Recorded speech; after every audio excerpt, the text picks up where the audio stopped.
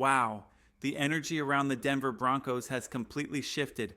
I never imagined that I'd feel this re energized about the team during Super Bowl week, especially while we're all at home. But here we are, and the Broncos are the talk of the town at Radio Row. Everyone can't stop talking about B. Nix, and I've never been more confident in our chance to win a Super Bowl with this group of players. So I want to hear from you. When did you first know that B. Nix was the real deal? For me, I knew it during his first preseason game in Indy. My son and I got to be there, and as soon as I saw his body language on the sideline, I knew. Watching him congratulate the team after a field goal and give high fives to players who were probably never going to make the roster, I knew. Some people saw it earlier, maybe even when he was in college. I didn't, but I sure do now, and that confidence is through the roof. We've also got some amazing stories from Radio Row that we need to dive into. I know you'll be as hyped as I am, and trust me, these will help get us through the long 31 weeks before we see the Broncos playing meaningful football again. One of the first stories I have is from sitting down with Jay Glazer. He's the one person who can really back up some of the bold claims Sean Payton made all offseason.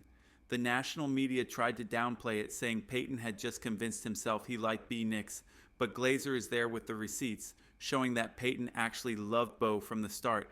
And not just in a passing way, he was seriously committed to him, so much so that Payton was actually paranoid about just how much he believed in B. Nix. That kind of confirmation is huge, and I love that we've got Jay Glazer as the perfect witness to back up Payton's vision for the team. I love hearing this story. It cracks me up every time. Back then during the draft, I didn't get caught up in mock drafts. Instead, I'd hop on Fox Sports Radio, and one thing that really stood out was how often I got calls about B. Nix. Someone had given someone else some bad info, claiming that the Rams were trying to trade up for him. And let me tell you, I kept telling them, no, they're not. They're not trading up for him. But that didn't stop them from calling me over and over, convinced they were right. I was losing my mind trying to reassure them, saying, you're fine. No one in front of you has him. You're good. What I didn't know at the time was how seriously Sean Payton was stressing over B. Nix. He wasn't just hoping for him. He was genuinely worried that B. Nix would be taken right before the Broncos could grab him.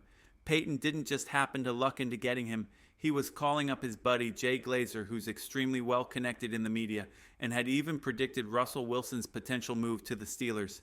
Payton was so paranoid that B. Nix would slip away that he was asking Glazer, should I just show up at his house and surprise him when we draft him? And honestly, that level of commitment is wild. Sean Payton didn't need to hype himself up about B. Nix. He was already all in. There's even more to this. I heard that Payton went on a vacation with B. Nix and the whole quarterback room, including McVay, and made sure to keep McVay and B. Nix in separate rooms.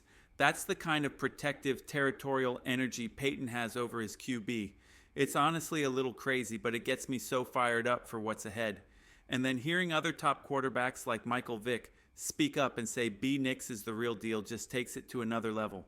Vick knows his stuff, and when he says that B. Nix is a great quarterback, it means something. Under a coach like Payton, you know B. Nix is going to be learning offensive concepts that just click. That's the kind of future we're looking at, and it has me more hyped than ever. Here's the thing. When Michael Vick, a guy with no stake in this, speaks up about B. Nix, it's incredibly powerful. He has no reason to hype him up, yet he does. You don't hear other quarterbacks or top-tier media sources gush about Caleb Williams or Drake May like this. I mean, go check out Patriots media or even Bears media. When it comes to B. Nix, it's a whole different story. That's what makes it so special. Even respected voices in the football world are all in on him. Then there's the moment when Dan Orlovsky walked around Radio Row with the DMVR guys. He pointed out something I think is a huge factor for B. Nix, and it really stood out to me. Orlovsky compared his accuracy and arm strength to Drew Brees, which is huge.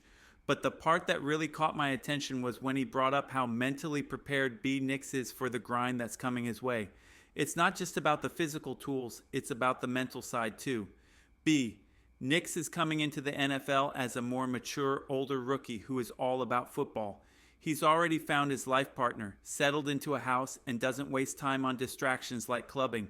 The only things in his backpack, a ball to roll out his IT band and a few pairs of football cleats.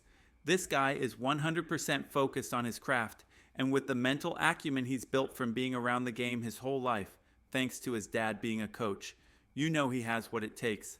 Then, watching Colbert interview Drew Brees was like hearing a masterclass on what goes into a Sean Payton play call. The level of detail and depth that Payton brings to his offense is crazy, and hearing Brees break it down was wild. If B. Nix can keep up with this, we're looking at something special. I've watched this play about 25 times, and I still get lost in the details. But here's the crazy part. B. Nix is doing this kind of thing 30, 40, maybe even 50 times a game, and he did it as a rookie. In fact, he racked up more passing yards as a rookie than either of the quarterbacks we're going to watch on Sunday. So just imagine, this kid is handling all this complexity, play after play, and he's doing it with the calm and precision of a seasoned pro. It's honestly mind-blowing to see out of a first-year guy. Let's break down one of these plays. We've got green left twin nasty, which is the formation the offense is lined up in. Then we've got the Z peel tight T, signaling the Z receiver to move into a tight alignment. Next, it's pass 37 Buster Bluff, which is telling the offensive line exactly what they need to do. For each player in the huddle, they're listening for the part of the play that applies to them.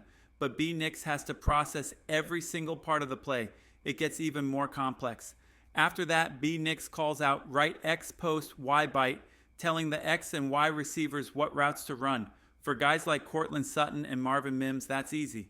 They just need to know whether they're running a post route or a tight route. But for B. Nix, he's processing all that information in real time. In his mind, he's calculating everything. Cortland is doing this, Marvin is doing that. The offensive line is shifting left, right, rolling this way, that way, and then there's the kicker. Kill. This is where B. Nix shows just how much control he has. When he calls kill, he's signaling that he might change the play entirely. So if he gets to the line and doesn't like what he sees, he already has a backup plan ready to go. It's insane to think about how much he has to juggle at such a young age, and he's handling it all like it's second nature. That's a level of mental toughness and football IQ that's truly special. B. Nix has to constantly juggle a huge amount of information in his head. Not only does he have to know all the details of the play, but he's also mentally preparing for any changes that could come up. For example, when he calls out the 53 as the mic, he's telling the center who to block. But at the same time, he's already thinking about what the defense might do. If he sees a certain coverage, like two safeties deep or a zone defense, he can call an audible, changing the play on the fly. That's a lot to handle, especially while processing all the different parts of the play. It gets even more intense. When B. Nix calls out 53 Titan left, he's signaling to the offensive line about protection, and to the running back, it means he's running a screen to the left. And all of this is happening in the middle of a raucous stadium, like Mile High, where the crowd is screaming at the top of their lungs, or in places like Buffalo and Kansas City, where it's just as loud and chaotic. Despite all that noise, B. Nix has to keep his focus and process everything happening around him. It's truly incredible how much he's able to handle, mentally and physically. If you think about it, he's got the cognitive abilities of someone like Elon Musk, but with the added benefit of being in peak physical shape. When you listen to how all of this comes together, green left twin nasty, Z peel tight, pass 37 Buster Bluff, X post, Y bite, kill 53 tight left.